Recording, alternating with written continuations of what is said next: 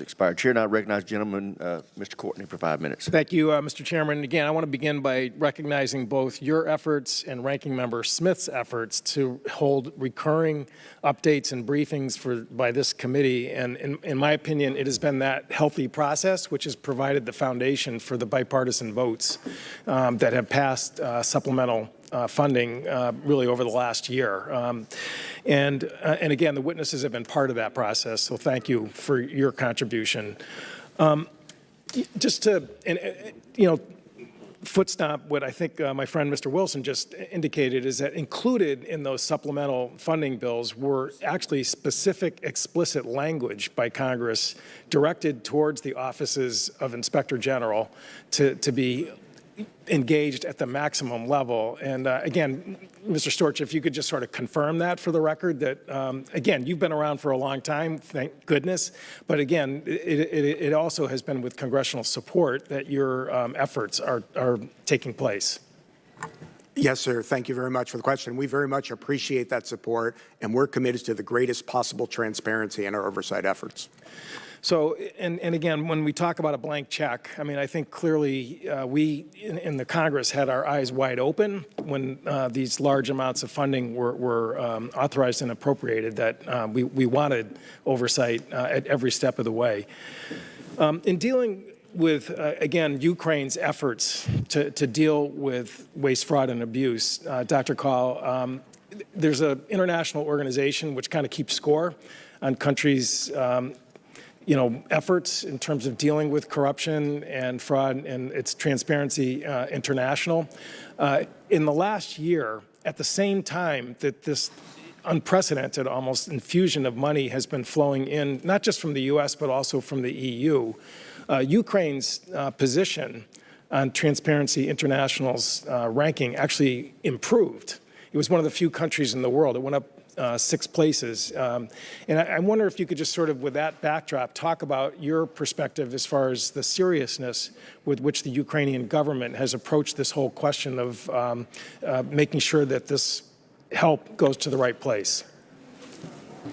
Thank you. I've worked the Ukraine issue now for about 9 years, and in our engagements over that entire period, corruption was the #1 issue we raised with Ukrainian officials. And I think there have been improvements over time, especially in the defense sector, which is obviously most germane for DOD. I will just tell you, in our engagements with senior Ukrainian officials now, I was in Kyiv in January, the Secretary talks to his counterpart about every other week. The importance of accountability, of transparency, and of combating corruption are always points of emphasis for us. But it's not just what our talking points say. We have to put, our effort into it.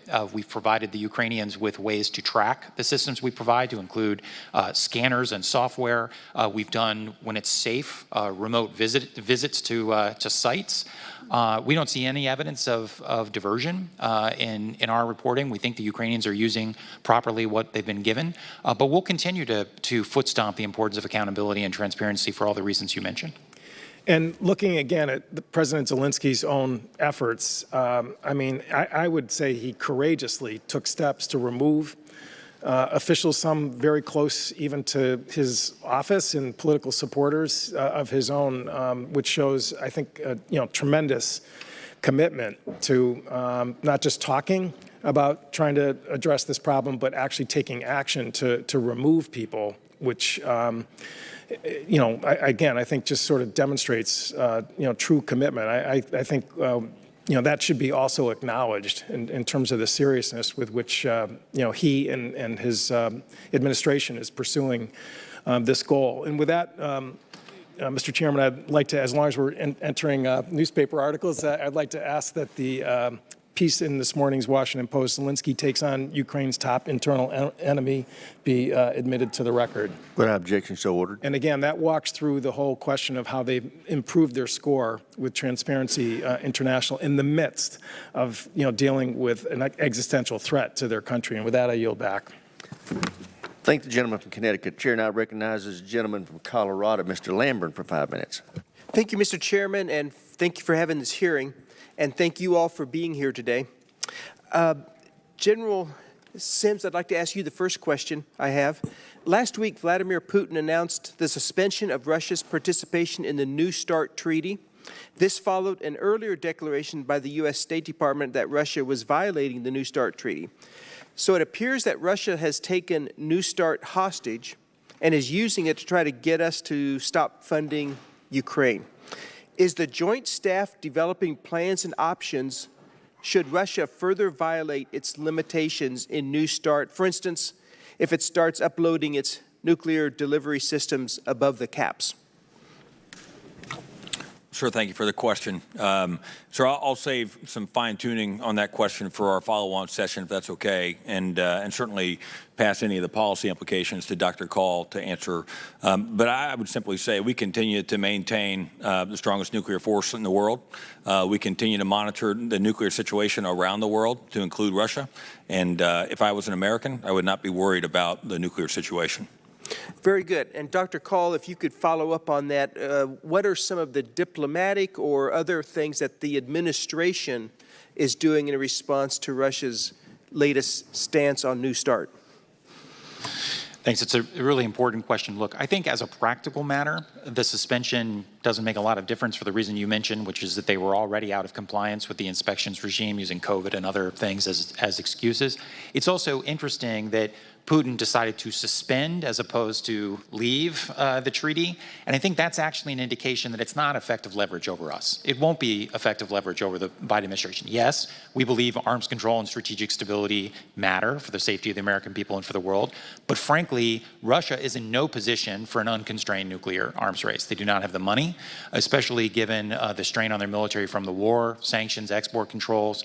So, I think this was a way for him to generate some rhetorical headlines. But I think as a practical matter, it has not changed the situation. Russia remains a dangerous power with a lot of nuclear weapons, and we have to be vigilant against that danger. Okay, thank you. And I do think it was a mistake for President Biden to re-up New START when he first took office without any discussions at all with the Russians. I think we could have perhaps gotten some concessions or some further understanding. So I think that was a mistake. However, I will compliment the president, and the ranking member will be glad to hear this. I think it was right for him to go to Ukraine recently, and I think that sent the right signal. We all hope and pray to God that there is no use of nuclear weapons by Russia in Ukraine, tactical or anything else. And we don't want to give away what our response would be should that happen, and a lot would depend on the specific circumstances. But what would be some of the consequences to Russia should that unthinkable thing happen? Thank you for that, and I'm happy to talk about this in greater detail in the classified setting, but what I'll say here is the following.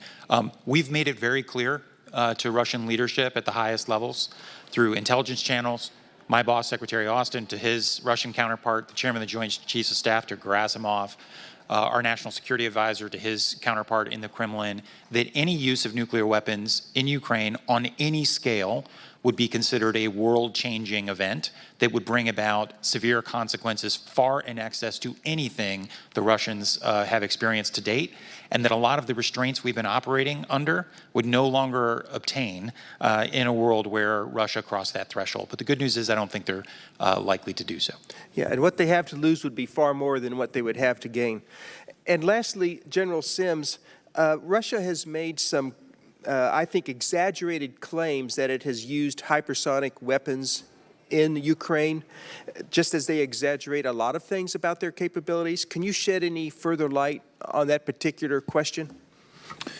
Sure, we know they've employed advanced conventional munitions. I wouldn't go into detail here in this session on the particulars. I would tell you that they're doing so at great expense. I mean, they're finding now that their weapons of all types are in dire straits in many cases, and I think what they're also seeing is that the Ukrainians have been very prepared for many of their weapons and are shooting down their weapons at a very high rate. Very good. Thank you again for being here, and I yield back, Mr. Chairman. I thank the gentleman. Chair now recognizes the gentleman from California, Mr. Garamendi, for 5 minutes. Thank you, Mr. Chairman, and thank you for the work that you're personally doing in reaching out and trying to make sure that the supplies are getting to where they need to go, particularly the journey that you took 2 weeks ago to Greece, Romania, and Poland. My question first goes to you, Mr. Stork. Thank you for your detailed explanation of the various projects that you have underway, you and your colleagues have underway. I'd like you to very briefly, or as whatever necessary, summarize the reports that you have provided over the last year and a half. There seems to be two different pieces to that, one of which you have already talked to, and that is suggested improvements in the auditing, in the transfer of weapons and the like. And if you'd like to go into that a little more. And secondly, if you would summarize the findings of those reports, following up on the question earlier about what you actually found. Yes, sir. Thank you very much for the question. As you say, the reports that we've issued to date over the past year since the 2022 invasion really have fallen largely into two categories. A couple of them have looked at issues that we identified relating to the way in which the money that was appropriated is being tracked and the way in which it is being entered into the systems. And so the concerns there are that if there aren't additional improvements, that those could result in a lack of transparency or impair the transparency of those funds. So the department has been making progress in those areas. We've continued to look at that. And as I mentioned, we've recently initiated an audit that's looking at the actual execution of the funds appropriated. So that's sort of an ongoing priority, is how's the money being spent. We did identify issues with the systems and with the procedures in place, made recommendations to help to address. Let's be clear then. Is the department following on your recommendations and making progress to achieve the goals that you've stated? So, yes, sir. The first management advisory didn't actually have specific recommendations. It raised a number of concerns. The second one did have one recommendation, and that related to putting in place procedures that were more robust in ensuring things were tracked properly. The department has made progress in that area. The recommendation remains open. We're continuing to track it, and then we'll continue to look at that in the course of the ongoing audit. And so you continue to look for perfection, as you should. Absolutely, sir. The second thing, findings that you, beyond the recommendations for the procedures, the findings, did you find any indication that there was a diversion of equipment of any kind? Again, the second set of projects that we've released or evaluations looking at the controls that DoD has over this end-use monitoring and enhanced end-use monitoring. Once the weaponry goes into Ukraine, there needs to be appropriate accountability and tracking, and so the DoD has responsibilities to do that. So in the first of those reports, we did make a number of findings and recommendations. Most of those have been addressed and the recs have been closed. There are a couple that are outstanding relating to night vision goggles and steps that are being taken. The department has made progress in those areas, and what we're going to do is we're going to look at the current state of that in connection with the newly announced EEUM evaluation that I mentioned. So there's been progress, and that's an ongoing process. Very good, and I would just comment quickly, I'm very pleased that you're setting up a very robust operation in Ukraine itself, that you're reestablishing within the embassy the various auditing groups necessary to carry it out. Is that the case? Well, what we have done, sir, is we've forward deployed a significant number of people into the region to do oversight over the supply and training mission, most of which occurs before any weaponry crosses into Ukraine. Then, using some of the same techniques, frankly, we used during, and not just my office, but across the IG community during the COVID pandemic, we're doing additional monitoring relating to the EUM and EEUM and getting information from the military personnel who were at the embassy regarding what's currently being done. If we need to go further and go in, we will, but at this point, we have it covered. Good. Thank you very much. Bottom line is that the programs are working, that diversions are not happening, and the equipment's getting where it needs to go. Is that it? We're doing oversight to make sure the department has placed all the controls it needs to make sure that happens, sir. didn't quite get to what I'm talking about. You've not found problems of any great significance. Is that correct? Right. Well, again, a lot of these audits and evaluations are pending, but with regard to the areas I've mentioned, we had limited findings. The department has been addressing them, and we're going to continue to look at the issues. So, yes, that's correct. Thank you. Yes, sir. Gentleman's time's expired. Chair now recognizes the gentleman from Virginia, Mr. Whitman, for 5 minutes. Thank you, Mr. Chairman. I'd like to thank our witnesses for joining us today. We look at the gains that Ukraine has made with assistance from around the world and what's happening to Russian forces. Degraded presence, about 40% of its pre-war fleet of tanks gone, and today 97% of the Russian army is in Ukraine. And even with that, they're struggling. The issue is, for us, the munitions that we're providing to Ukraine. In last year's NDAA, we provided both funding and contracting tools to accelerate replenishing our munition stockpiles, essentially our weapons magazines. I want to talk, though, about where I think there's a strategic mismatch. We give those contracting tools, yet how we evaluate where the needs are, to me, is in contradiction to that. The needs are supposed to be evaluated on the threats in Europe. What's that threat scenario? And as we see, the DOD has up to 2 years to determine that threat scenario.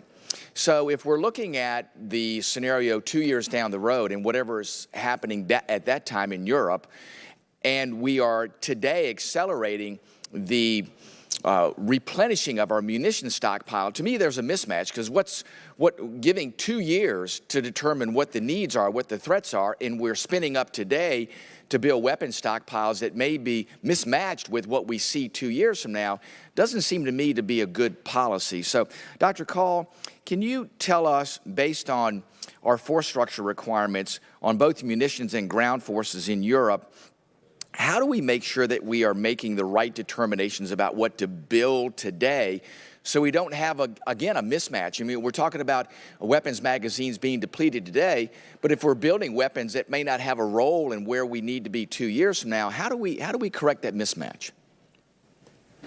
Yes, thank you. It's a very important question. So obviously we've made significant investments because of the money that Congress has generously given us and the authorities to spend it over longer periods of time to recapitalize our munitions. That means increasing production, but it also means addressing supply chain bottlenecks and creating a longer-term demand so that industry is actually responsive. I think what the Ukraine conflict showed is that, frankly, our defense industrial base was not at the level that we needed it to be to generate munitions.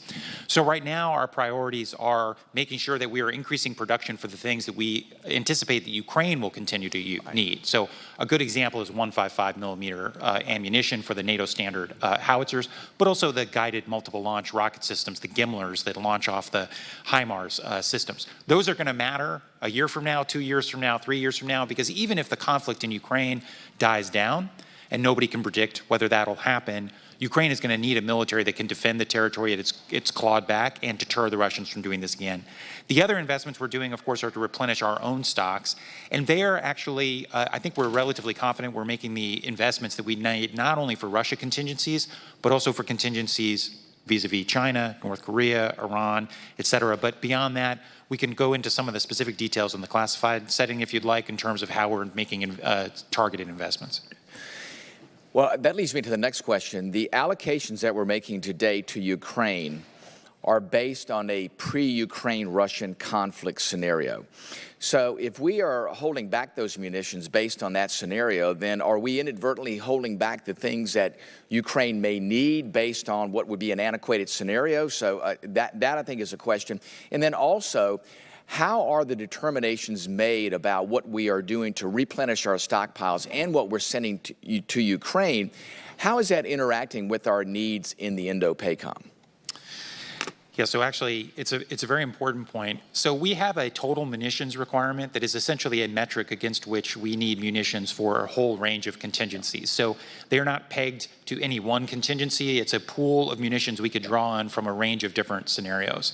We have adjusted that floor to account for the fact that Russia is bogged down in Ukraine. Their land forces have been badly attrited. It has changed the dynamic for a future Russia contingency. At the same time, we have requirements for operational plans in other parts of the world, could be North Korea, Iran, China, et cetera. And so Secretary Austin has been laser focused on making sure that as we draw down from our own stocks, we are getting Ukraine what it needs without taking undue risk to those other plans. And I think we have so far accomplished that.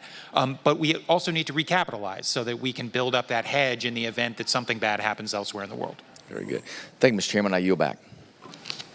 Thank the gentleman. Chair, now you recognize the gentleman from New Jersey, Mr. Norcross, for 5 minutes. Thank you, Chairman, and certainly appreciate the ongoing insight and the most recent visit to the region. The amazing thing that the United States does better than anybody in the world, hands down, is the logistics, the ability to move men, equipment, resources is short of remarkable. I just want to touch base, Chairman of TAL, Mr. Whitman. 3 years ago, there were some disturbing reports on the industrial base issues on our ammo plants, our explosives and accelerants, and we had been very much focused on that. Had we not actually sped up the recapitalization, I think we would be even in worse place, but we still have quite a ways to go. My question goes to Dr. Call and the General. Putin leaves no chance when he speaks to the people of not only his country but the world, but to imply the nuclear option over and over again. And it finds an audience in the United States. People are worried about what might happen. We've seen time and time again, there's a discussion about the red lines and what they are. And if we go back a year, what a red line was then certainly may or may not be the red line of today. And that's what I want to ask about the evolving or changing red lines. The calculations that we have made, and HIMARS is one of those discussions. Early on, we didn't want to do it. What calculations are going into effect that something that we are providing is or is not going to change the red lines? How do we determine what those red lines are and how have they changed since the beginning? Doctor, if you could go first. Yeah, it's something we watch very closely, I think for all the reasons that you've mentioned. Clearly, Putin's rhetoric from the very outset of the war on nuclear matters has been irresponsible and dangerous. We've attempted not to take the bait while in private, making it clear to them that if they were to cross certain lines of using nuclear weapons on any scale, what a world-changing event that would be. As a general matter, I do not think that we are holding back security assistance from Ukraine at the moment, largely for escalatory reasons. I think most of the decisions we are making on security assistance are driven first and foremost by our assessment of what Ukraine needs right now, given the amount of money that the American taxpayer has given the department to work with. How do we use that money for what they need right now? And then the other is, what can we provide that doesn't have huge impacts on our own readiness and our ability to respond to our own national security crises in other parts of the world. So really, those are the two things that we are measuring against. I think at the moment we feel relatively comfortable on where we are on the escalatory dynamic vis-a-vis Russia, but it's something that we consult with our intelligence community colleagues constantly to make sure we're setting the rheostat, about right without self-deterring ourselves. Thank you. So, General, when we started a year ago, there's been much discussion from the committee and those in Congress about what we're able to send to them. How much of an impact has that, quote, red line been, and has it changed since a year ago?